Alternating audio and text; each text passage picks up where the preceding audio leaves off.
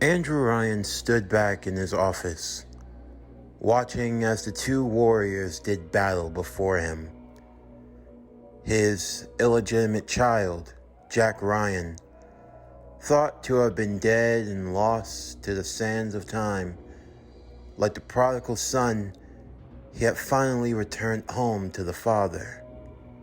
Although he wasn't entirely his own man, no helping thanks to the likes of that Fontaine, but for all of his faults, Ryan couldn't help but give Fontaine credit. Begrudgingly, he hated just thinking about that very notion. Fontaine, the man that sparked what could have been Rapture's downfall, and yet he gave birth to its salvation. And what's best, he didn't even have to pay him to do it. He did it of his own volition. Fontaine sponsored everything. Yes, Ryan remembered the day that that woman told him about what she'd done. How she sold the embryo, his child, to the enemy. Why, it put him in such a rage, he strangled her to death. He remembered seeing the life fade from her eyes, feeling the satin silk of her robe as it bellowed on her body. Yes, for Ryan, that was a grim day indeed, but he did not take too kindly to traitors, and yet now, it seemed as though he had finally been given what he had always wanted, to sire a child, and what's more, a child whose age had been enhanced greatly, so much so that he didn't even have to waste time raising it. No, although he would have to develop the child's mindset though. Trying to deprogram, to decommission everything that Fontaine put into the boy, that would take time. But they had all the time in the world. He watched as his son battled against the Winter Soldier. Despite having accelerated growth and, in common sense, only being but a few years old, Ryan saw the untapped potential. This was something that could be truly extraordinary. It gave Ryan the perfect idea.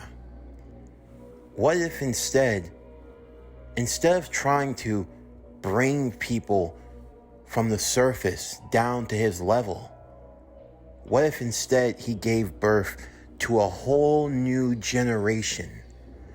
A generation of people who would share his ideals. Instead of trying to find the best, no, that was his mistake. That was it. He tried to find the best and the brightest in the world, trying to find people who thought like him, but there was no one that thought like him. Even from trusted counterparts like Mr. Sullivan and McDonough, Zola, Tenenbaum, all the rest, Lamb, all of them gifted, talented in their own ways, yet they had one folly. They did not believe in the vision. They did not believe in the great chain like Ryan did. No, they were greedy, selfish, cowards. All of them out for their own best interest. Everyone ready to jump ship at the drop of a hat, at the first sign of trouble. No, it gave Ryan the ultimate idea. His son was living proof. You didn't need to wait 20, 30, 40 years to build a generation. No, you could build a generation in just a few years' time. Perhaps if he could purchase some embryos from those who didn't want to be parents, from willing volunteers, he could give birth to a whole generation, raise them in just a few years' time, implant whatever memories he wanted to inside of them. He could build the perfect society, the perfect generation, who could then go on and live throughout Rapture. He wouldn't have to worry about anyone wanting to go to the surface because they wouldn't even know it existed. In the meantime, Jack would continue his fight against Bucky. Jack was able to switch between plasmids with ease, from teleport to using frost, electrobolt, incinerate, even cyclone. He was able to match Bucky in hand-to-hand combat, although Bucky was a bit more refined. Even if Jack had all of those memories implanted into him, there were some things that just natural experience topped over genetic superiority. But Jack was no slouch, able to take any hit that Bucky could throw at him and keep on going. But there was a vital difference between the two of them. When Bucky continued to use what little bit of Eve he had left in his body, he could feel it starting to overwhelm him. It caused his steps to be slowed just enough. He started swinging wildly with the club of a drill-like left hand that he had, swinging it at Jack as he disappeared, before reappearing right behind him and kicking him in the back, before hitting him with a quick shot of electrobolt.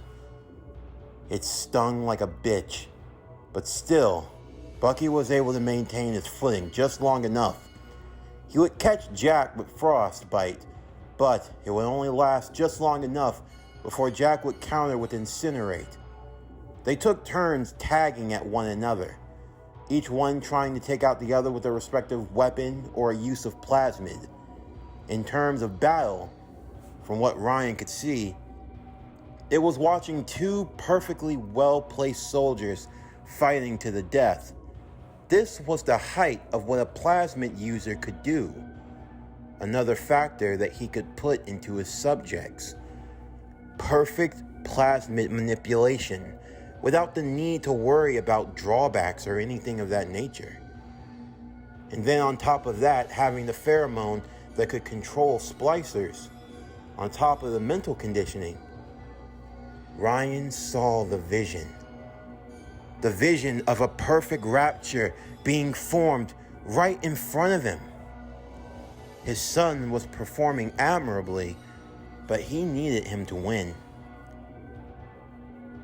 You've played long enough.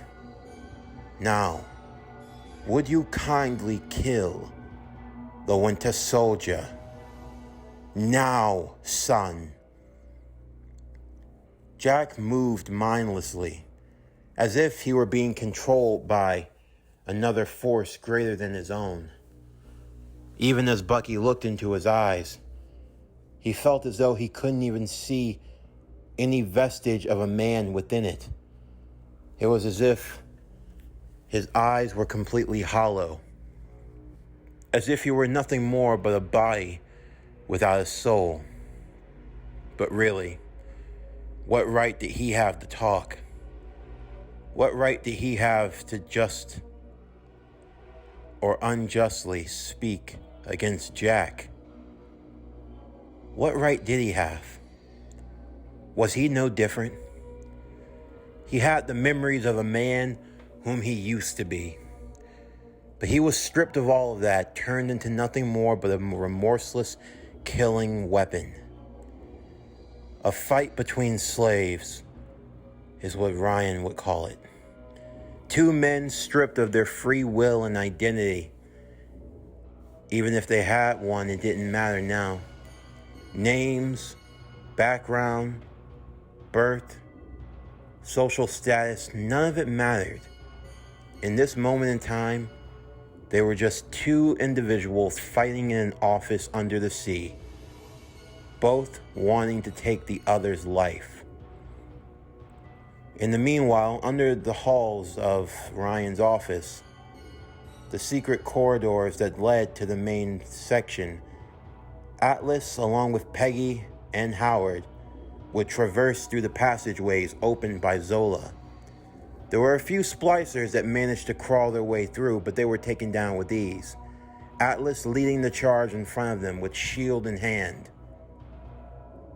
Just ahead, that'll lead us right to the Devil's Lair. We can put a stop to all of this once and for all. I won't let the sacrifices be in vain. This madness stops now. As they burst through the door, Ryan saw that new guests had arrived. Jack would immediately see them as enemies, and Bucky, well, he wasn't sure on either end. He already had his job, his target to kill. He didn't have anything to do with these individuals, but still, there was something about them that was familiar. Something that he couldn't just erase from his mind. Peggy called out to him, yelling for the name of Bucky Barnes. As he turned and looked towards her, memories began to flash. Memories of him sitting at a table with her, with that other guy who was in some weird suit of armor, a bunch of other soldiers, and him. Why did he keep seeing him? Who was he? Who were these people to him? These couldn't have been fabricated memories. They were a part of him, but who were they?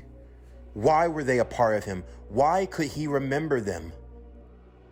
Peggy kept her hand on her gun.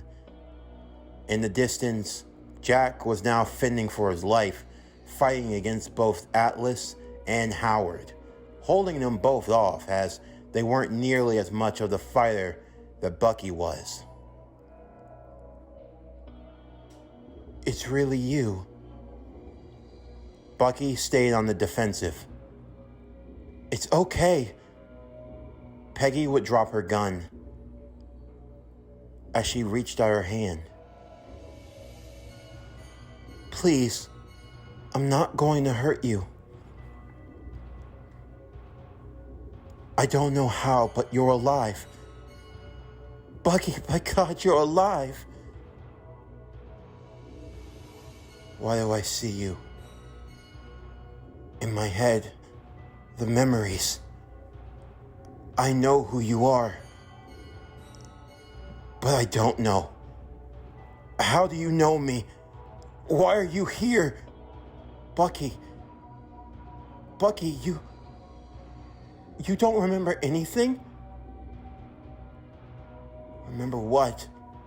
You served in the Howling Commandos. You were a part of the U.S. Army. You served beside your friend, Steve. Steve Rogers, your best friend.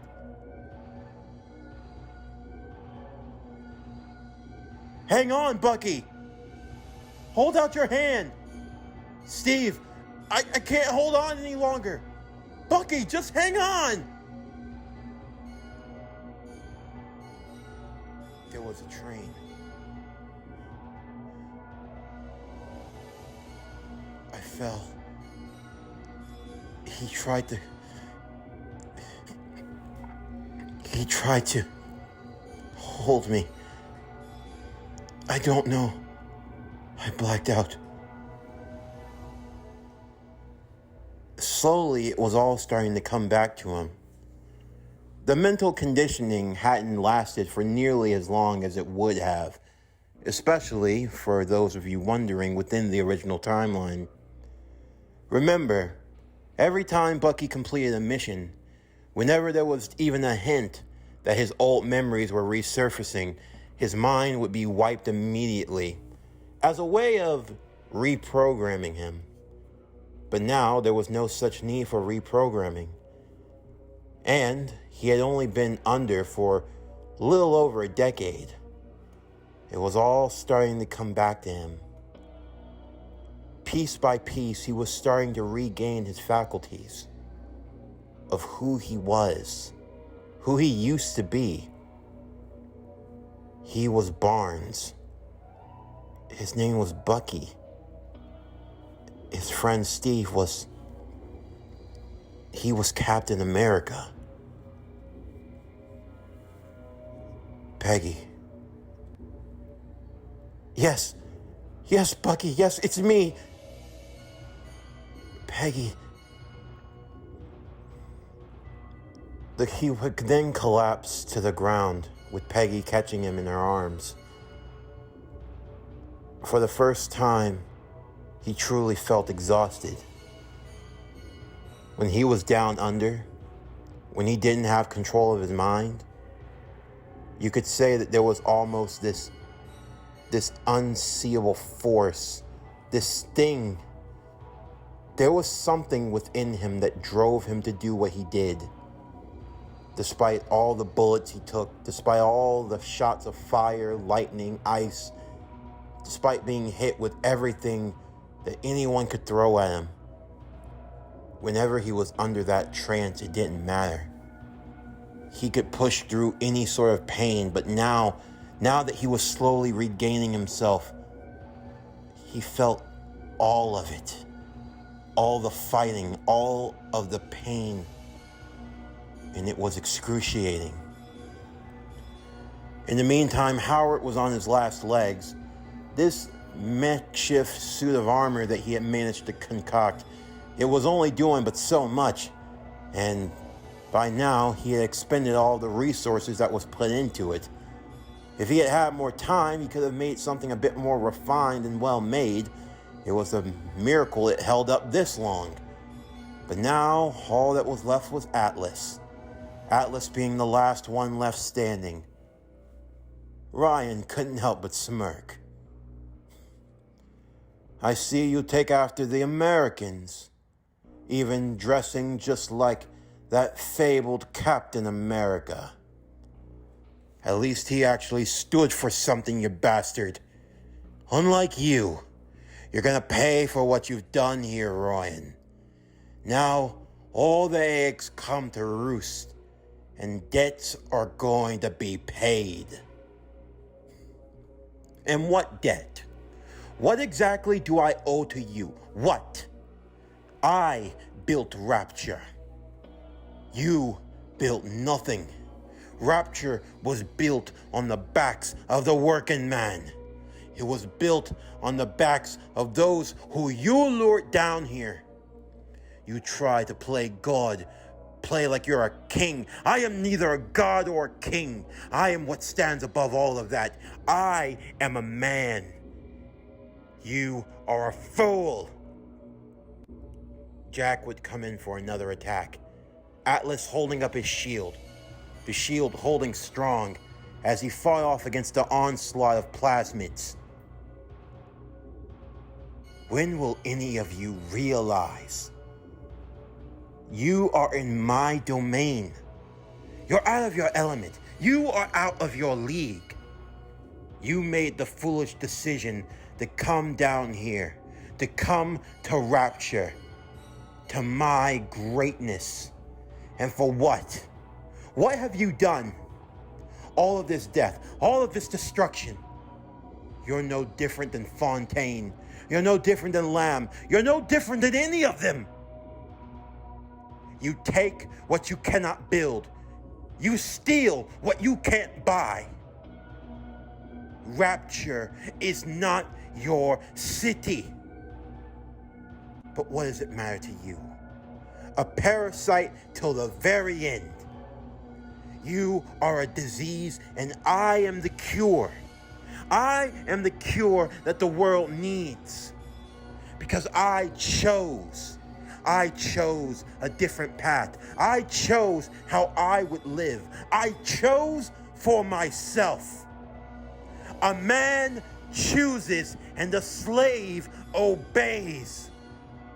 And Andrew Ryan is slave to no one. But everyone must be a slave to you, Atlas said. The speeches, they get tiring after a while. It's like hearing the same record being played on repeat over and over again. You can take that great chain and you can shove it where the sun don't shine. And let me tell you something, Ryan. There ain't no sunshine down in the depths of Rapture. You have gone on long enough. You betrayed everyone that ever trusted you. You used them. You lied to them. You created hell on earth. And when people tried to scurry away, you dragged them right back down. Because in the end, that's all you're good for. You're no different than a crab. a crab that drags everyone else back down in the bucket because you don't want to see anyone else make it. Just like you did with Fontaine Fusteristics. Hey, Ryan? Fontaine was a criminal. Yeah, I bet you believe that. Jack was now attacking against Atlas's shield. However, he pressed forward and got just close enough to Jack, getting eye to eye with the boy. This has been really cute of you, boyo. But now all fun and games, they gotta come to an end. Now, would you kindly just give up?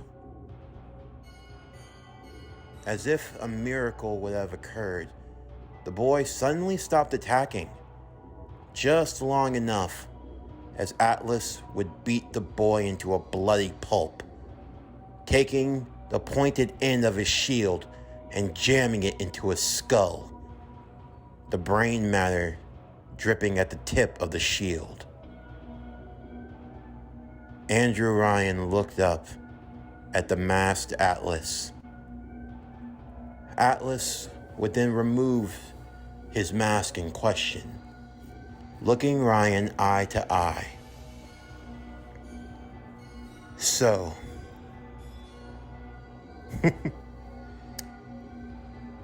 that's how it is. Now it all makes sense. It was you the whole time. All of this.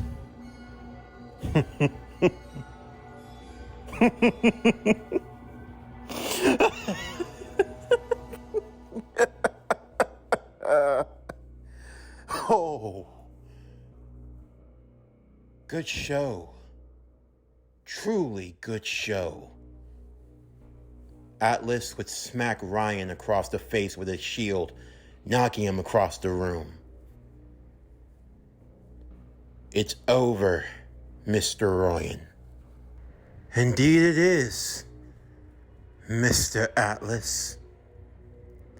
But as they say, even in a book of lies, sometimes you find truth. There is indeed a season for all things. And now that I see you flesh to flesh and blood to blood, I know I can't raise my hands against you. But know this. In the end, you failed. You hear me, Atlas? You failed. Even if you kill me, you'll never have my city. My strength is not in steel and fire. That is what parasites will never understand. A season for all things. A time to live and a time to die. A time to build and a time to destroy. Ryan reached into the inner coat of his pocket, only for him to be shot down by Peggy. However, they could feel the walls beginning to shake around them. It seemed as though the old bastard had already committed to self-destruct. He was going to bury Rapture at the bottom of the sea and everyone else along with it. Thankfully, though, Atlas would move fast. Looking into his coat pockets, he found the master key card. Jamming it into the mainframe, he managed to avert the final destruction. As Peggy was still holding Bucky in her arms, Howard removing the would-be armor he had created, they would all go to rejoin with Atlas. It seemed as though the worst of it all was over, as he turned back to the group with a smile on his face. Not too bad. Not bad at all. Yeah, but still, I didn't think it. Peggy, are you? I didn't know. It's okay, Bucky said. That was the last directive I was given. Directive? Yeah. Some woman, I don't know. She was the one giving me orders. She sent me here to kill him, to destroy what remained of Hydra, protect those girls. You mean those little sisters? Howard asked. Yeah, that about sums it up. Whoever were a part of Hydra that remained, I killed them when they woke me up. Aside from them, anyone else down here? I think all of Hydra's gone. Well, that's a good thing. Say, Atlas, about time we get out of here. What the? Atlas threw something at Howard. He was holding it in his hands. He looked down just long enough to see that it was a proximity grenade. An explosion would occur, knocking him all the way across the room. Peggy screamed out for Howard as Atlas pulled out a gun and fired, Bucky shielding her as he took the bullets to the back. Before she could even have a chance to react, she was shot with Electrobolt. She too was sent flying into the glass wall right beside her, blood drawing from the side of her head as she collided and fell to the ground. Atlas taking a time to look down and admire his handiwork.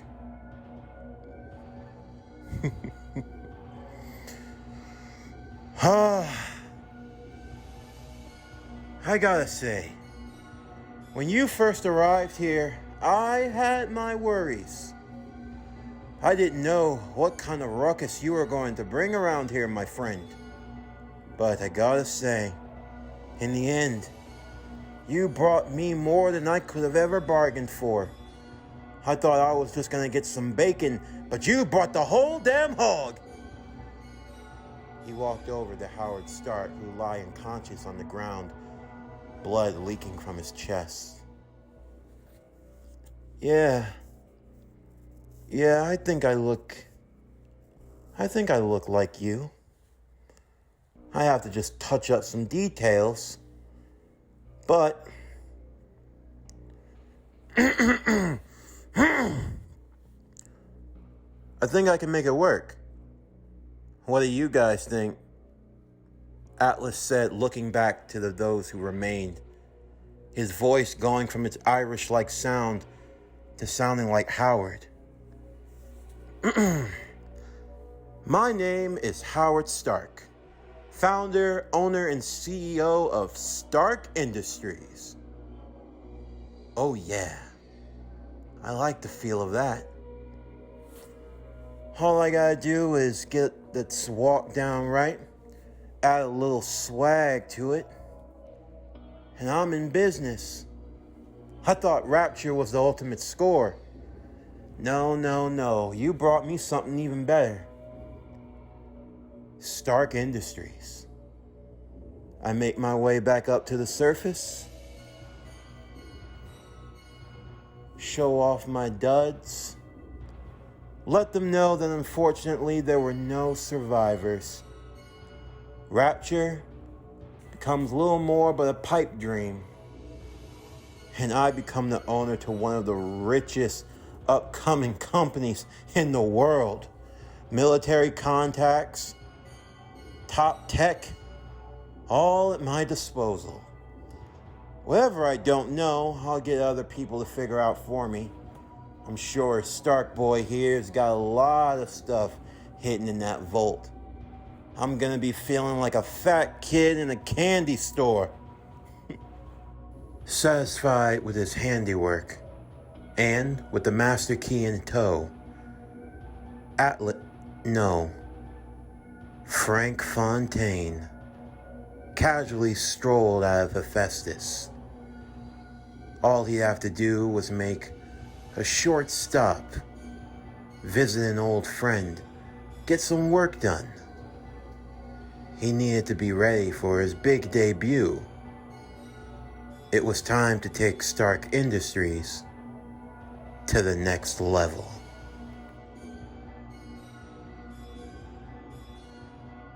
This concludes BioShock Secret Empire. What if the Winter Soldier was in BioShock Part 6? As always, if you enjoyed today's video, then please don't forget to like, comment, subscribe, share, and hit that bell for post notifications so you can stay up to date on everything that is PowerCore Productions and Podcastings that has to come out now and in the future. Stay tuned tomorrow evening as we continue with BioShock Secret Empire. What if the Winter Soldier was in BioShock Part 7? But anyway, that's going to do it for the end of today's video. I'm Javon Harrington with PowerCore Productions and Podcastings. Signing off, and I'll see you next time.